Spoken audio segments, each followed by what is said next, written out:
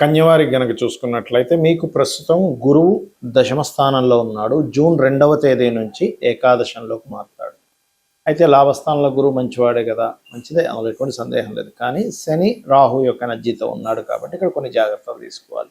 మరలా అదే గురువు ఈ సంవత్సరం 3 రాశులు మారుతున్నాడు కాబట్టి మిథునం నుంచి కర్కాటకము, కర్కాటకం నుంచి సింహరాశి అంటే మీకు 12వ స్థానంలోకి నవంబర్ 1వ తేదీకి వస్తూ ఆ నవంబర్ 1 నుంచి నవంబర్ 25వ తేదీ వరకు గురుకేతువులు కూడా కలిసి ఉంటారు. దీనివల్ల కలిగే ఫలితాలు, ఏ దేవత ఆరాధన చేసుకోవాలి, ఎటువంటి విషయాల పట్ల మీరు జాగ్రత్తగా ఉండాలి అనేటువంటి అంశాలు చెప్తుంది నేనైనప్పటికీ చెప్పిస్తుంది సాక్షాత్ లలిత అమ్మవారిగా భావిస్తూ ఆ లలితాంబిక అమ్మవారి యొక్క అనుగ్రహం మీకు పరిపూర్ణంగా కలగాలని మనస్ఫూర్తిగా కోరుకుంటూ, ఇక్కడ ఈ గురువు ఎప్పుడైతే మీకు దశమ స్థానం నుంచి ఏకాదశంలోకి వస్తున్నాడో, మీరేంటంటే కేవలం ఉద్యోగం ఒక్కటే కాదు, ఏదైనా వ్యాపార రంగాల్లో కూడా వెళ్ళాలి అనే దాంట్లో కొంతమందితో పరిచయాలు ఏర్పడము, కొన్ని అగ్రిమెంట్స్ చేయడము, కొన్ని కలయికలు అనేవి జరగనున్నాయి. కాకపోతే ఇదివరకే వ్యాపారం చేసేటువంటి వారికి, కన్యాలగ్నం వారికి ఏంటంటే ప్రత్యేకంగా వాళ్ళకి ఏదైనా ఒక పని చేయాలంటే చూసి నేర్చేసుకునేటువంటి టాలెంట్ ఉంటుంది మీకు. అంటే చూసి ఏదైనా సరే చేసేయగలరు, నేను చేయలేననేటువంటిది ఉండదు ఎప్పుడు కూడా కన్యాలగ్నం వారికి. అయితే ఎప్పుడైతే ఈ గురువు ఏకాదశంలోకి వచ్చాడో వ్యాపార అభివృద్ధి ఇస్తూ, అయితే మీరు రాహు శని ఎనర్జీతో ఉన్నాడు కాబట్టి కొంత వ్యాపారంలో కొన్ని డిస్ప్యూట్స్, కొంత గందరగోళం కూడా ఉంటుంది. ఒకవైపు లాభాలు ఉంటూ ఇబ్బంది కూడా ఉంటుంది.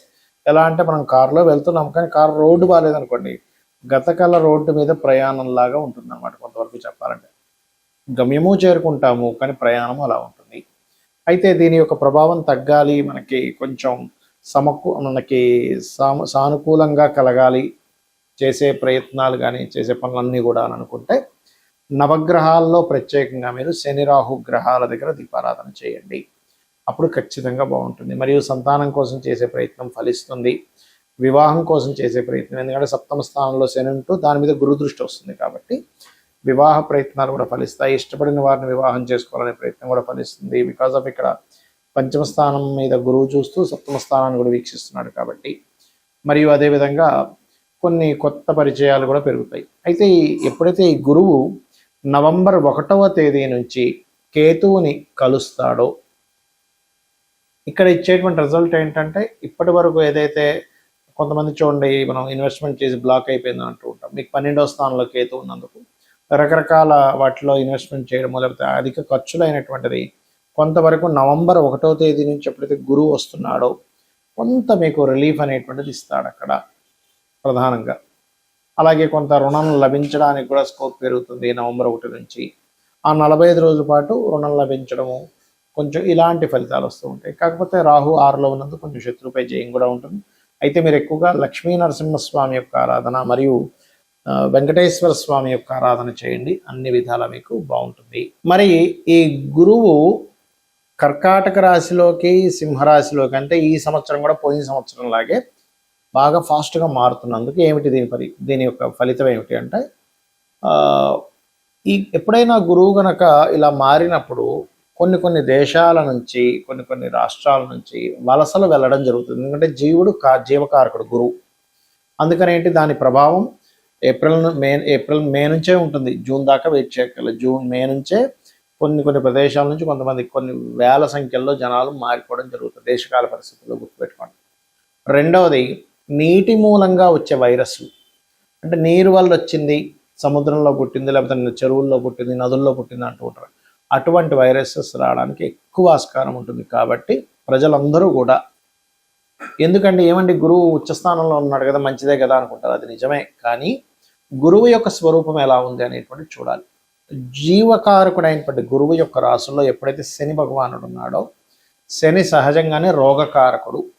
ఇక్కడ ఏంటంటే ఒక జలరాశిలో ఉండేటువంటి అర్ధ జలరాశి అంటారు కుంభం, ఆ కుంభరాశిలో రాహు ఉంటూ ఆ యొక్క గురువు ఏమవుతున్నాడు, కుంభరాశిలో రాహు ఉంటూ ఆ రాశ్యాధిపతి అయిన శని మీనంలో ఉంటూ మీనరాశికి అధిపతి అయినటువంటి గురువు కర్కాటకం లాంటి జలరాశిలో కూర్చుంటున్నాడు. కాబట్టి ఏమవుతుంది, నీటి ప్రయాణాల వల్ల, నీరు వల్ల, జల సంబంధించిన వాటి వల్ల ఇబ్బంది వస్తుంది.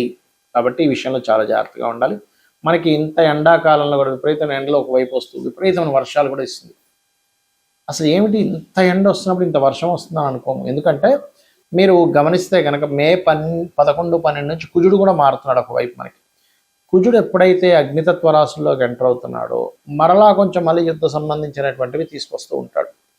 ఎందుకంటే ఎప్పుడైనా సరే మనకి ఈ యొక్క గోచారంలో మనకి మేధిని జ్యోతిష్యం అని ఉంటుంది, ముండేన ఆస్ట్రాలజీ.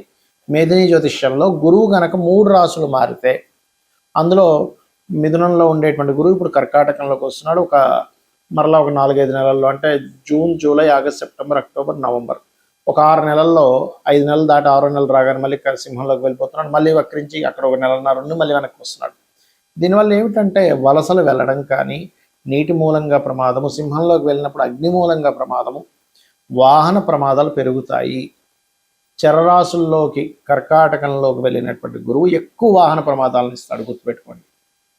కాబట్టి వాహనాల మీద వెళ్ళేటువంటి వారు కాస్త జాగ్రత్త వహించండి. నిద్ర వస్తుందా పక్కగా ఆపుకోండి. లేనట్లయితే ఇంత ప్రయాణం నేను చేయలేననుకుంటే ఎక్కడ స్టే అయిపోండి. ఎక్కువ అతివేగం అనేటువంటిది పనికిరాదు. ఇవి ఖచ్చితంగా జాగ్రత్త పడండి. మరి నీటి మూలంగా రోగాలు వచ్చేటువంటి కాంబినేషన్స్లో గురువు ఉన్నాడు కాబట్టి మీరు చేయవలసినటువంటి తీసుకోవాల్సిన జాగ్రత్తలు ఏమిటి? ఇంట్లో నీరు తాగేటప్పుడు కాచి చల్లార్చిన నీటినే వాడండి. దాని ద్వారా రోగం ఏ రూపంలో అయితే రాబోతుందో ఆ రూపాన్ని మీరు అవాయిడ్ చేసిన వాళ్ళు అవుతారు. ప్రధానంగా గుర్తుపెట్టుకోండి. ఆ రకంగా చూసుకోండి. అలాగే మరొక విషయం ఏమిటి అని చెప్పి చూసుకున్నట్లయితే, ఇక్కడ ఈ యొక్క రాశివారు ప్రధానంగా, అంటే ఈ అన్ని రాసుల వారికి నేను చెప్పబోయేది, అన్ని రాసుల వారు కూడా ఏదైనా ఒక కొత్త కోర్సెస్ ఉంటుంటాయి. కొత్త కోర్స్ కోసం ఇక్కడ డబ్బులు కట్టామండి, అయ్యో ఆ తర్వాత ఫ్రాడ్ అని తెలిసిందండి అంటూ ఉంటాం. కాబట్టి ఏంటి, ఈ ఆన్లైన్ మోసాలు పెరగడం.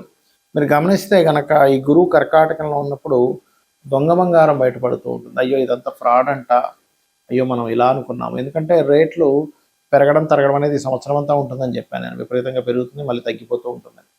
అయితే ఇది ఒక రకంగా చెప్పాలంటే షేర్ మార్కెట్లో బాగా ఆడితేరినటువంటి వారికి ఈ గేమ్ కనుక బాగా అర్థమైతే కరెక్ట్గా తగ్గినప్పుడు మనీ పెరిగినప్పుడు అమ్మేస్తూ ఉంటారు. అంటే ఒక ధనం సంపాదించుకోవడానికి మంచి మార్గమే, కానీ అప్పులు చేసి మాత్రం ఎట్టి పరిస్థితుల్లో అలాంటి డెసిషన్స్ తీసుకోకండి. ప్రధానంగా ఈ గురువు ప్రధానంగా ఏంటంటే, గురువు యొక్క ప్రభావం మీకు తగ్గాలి అంటే పరిహారం ఏం చేసుకోవాలి? ఇక్కడ గురువు యొక్క ప్రభావాన్ని నెగటివ్ వైపు తీసుకెళ్లేటువంటి గ్రహాలు శని, రాహువులు అయ్యారు. కాబట్టి శనికి, రాహుకి ప్రధానంగా దీపారాధన చేయండి. నువ్వుల నూనె ఆలయాల్లో దానంగా, అంటే మీరు ఇస్తూ ఉంటారు కదా దీపారాధన కోసమనో వంటల కోసమనో, అలా నువ్వుల నూనె ఇవ్వండి.